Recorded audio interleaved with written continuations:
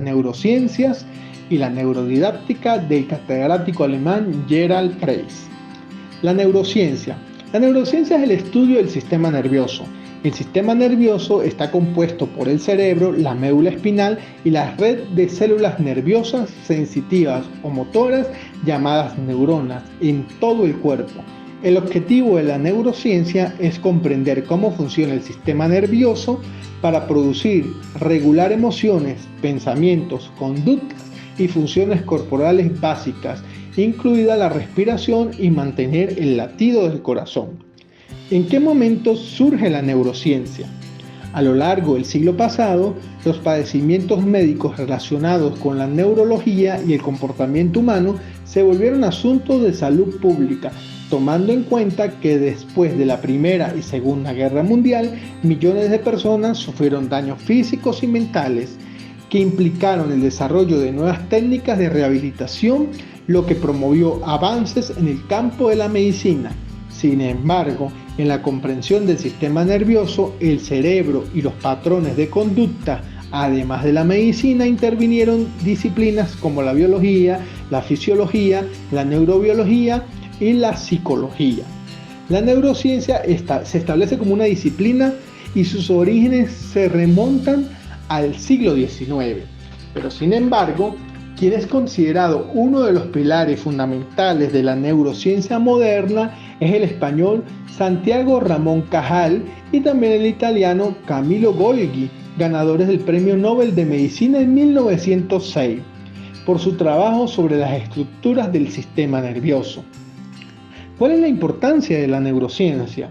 Ha pasado más de un siglo desde que Cajal estableció las bases de la neurociencia y más de 5 décadas desde que nació formalmente como una rama interdisciplinaria de conocimiento. Desde entonces, una mejor comprensión no solo del funcionamiento del cerebro, sino del sistema nervioso y los procesos relacionados con la mente han permitido avances en la neurología, la psiquiatría, la psicología e incluso en la educación. Debemos tener en cuenta que la neurociencia se divide en distintas ramas y entre las ramas tenemos la neurología, que es la disciplina que estudia el comportamiento del ser humano y los trastornos que representan para afectar el sistema nervioso e impactan en la motricidad del habla y patologías como el Alzheimer, esquizofrenia, entre otros. La neurolingüística, que esta rama de la neurociencia aborda los trastornos que afectan la capacidad del habla, la escritura del ser humano y desarrollan estrategias adecuadas para controlar y mejorar los padecimientos. También tenemos la neuropsicología. En ella el objeto de estudio se sustenta en el comportamiento del ser humano, atendiendo los cuadros relacionados con la ira, la depresión y algunas patologías que impiden el sano desarrollo psicológico del ser humano. La neurotecnología. Esta disciplina de la neurociencia converge en elementos que favorecen el aprendizaje mediante el uso de la tecnología y sus aportes científicos para el buen desenvolvimiento del ser humano en el ambiente social. Es considerada una de las disciplinas de la neurociencia más innovadora y vanguardista. La neurofisiología.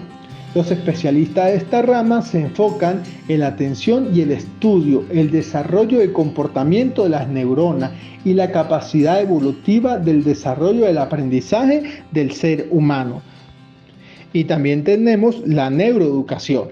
Para los que estudiamos en las ramas educativas, la neuroeducación es sumamente importante, ya que la neuroeducación es una rama de la enseñanza que estudia el funcionamiento del cerebro durante el proceso de enseñanza y aprendizaje, es decir, el desarrollo del cerebro y cuál es su reacción ante diversos estímulos que luego se transforman en conocimiento.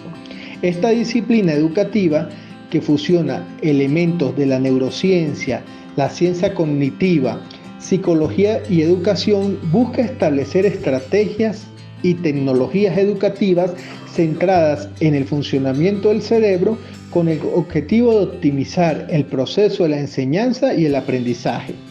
La clave de este proceso educativo es donde la psicología educativa juega un papel decisivo.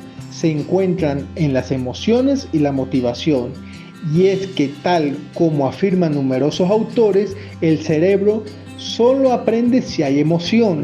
La manera de dar clase y fomentar un aprendizaje más significativo puede transformarse con la introducción en el aula de la neuroeducación. ¿Cuáles son los beneficios de la neuroeducación? La neuroeducación ayuda a consolidar los conocimientos, evita o minimiza los problemas del aprendizaje y aumenta la motivación y la curiosidad. Dentro de la neuroeducación tenemos la neurodidáctica. Y para hablar de la neurodidáctica tendremos que hablar del autor catedrático Gerald Price, que a partir de 1988 acuña el término de la neurodidáctica y propone una creación de un espacio que trabaja mancomunadamente con la investigación cerebral y la pedagogía. Gerald Price dicta en la Universidad de Friburgo una nueva disciplina que integra la didáctica y el conocimiento y que tenía para aquel entonces el estudio principal de las gamificaciones en el cerebro y la mente.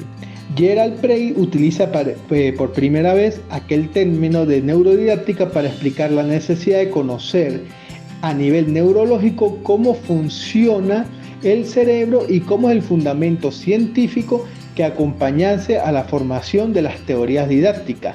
En dicho artículo, este autor muestra a través de distintas investigaciones, descubrimientos, lo importante y el desarrollo del cerebro con la plasticidad cerebral, la capacidad del sistema nervioso para cambiar en función de las experiencias.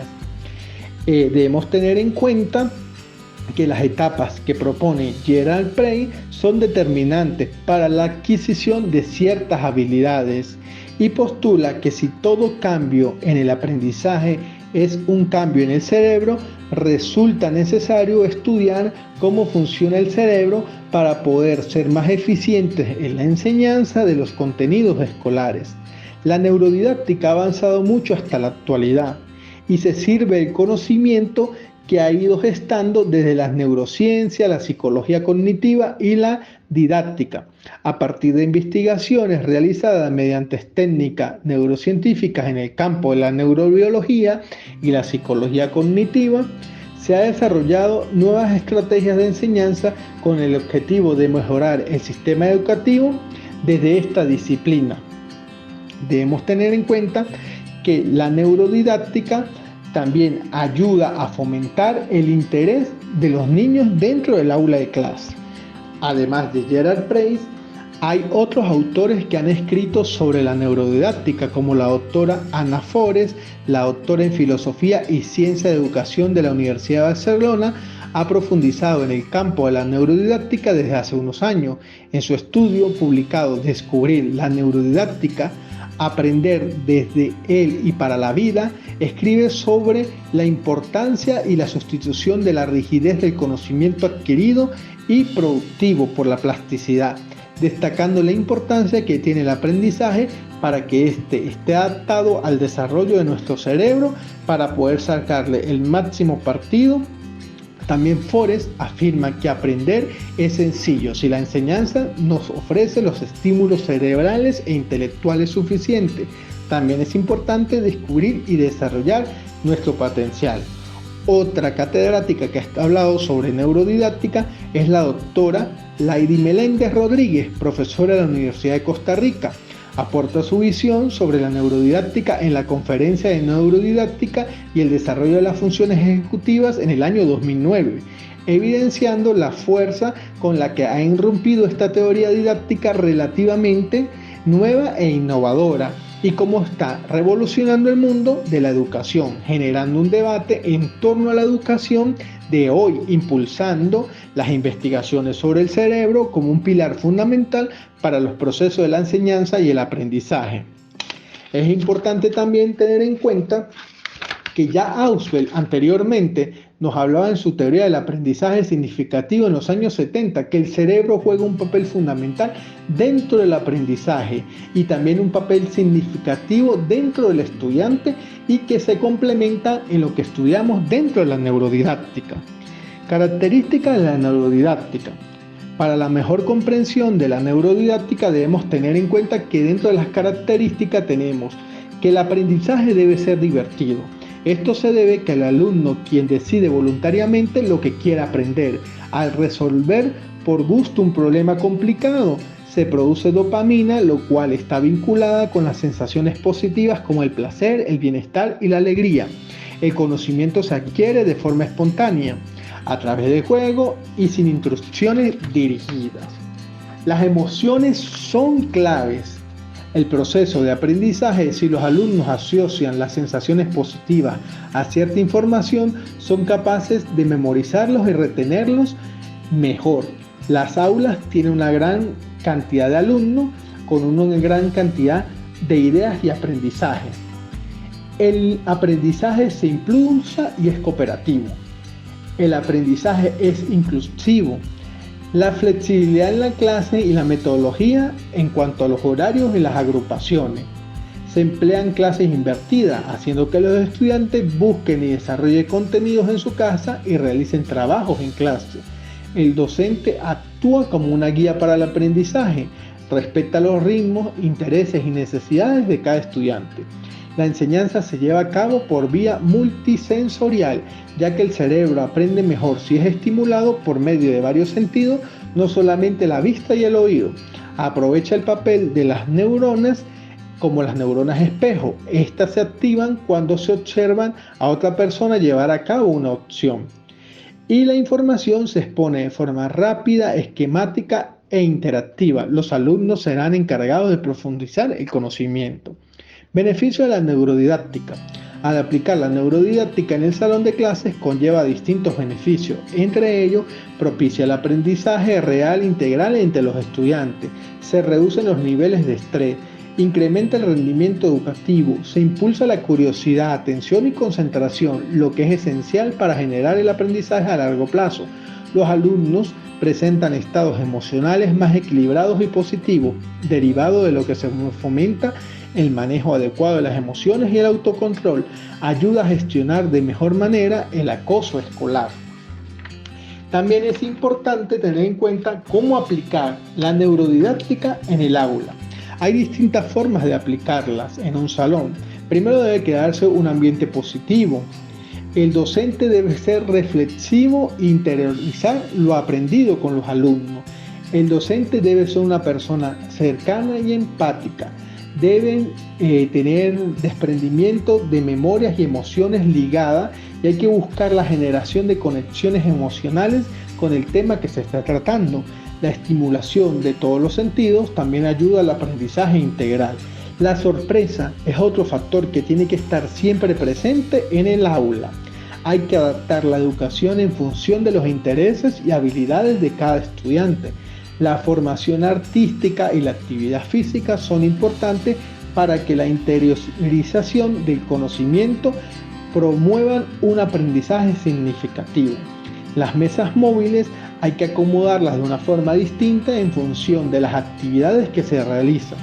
La teoría se lleva a la práctica, por lo que es necesario emplear razonamiento y se busca promover la educación por medio del juego.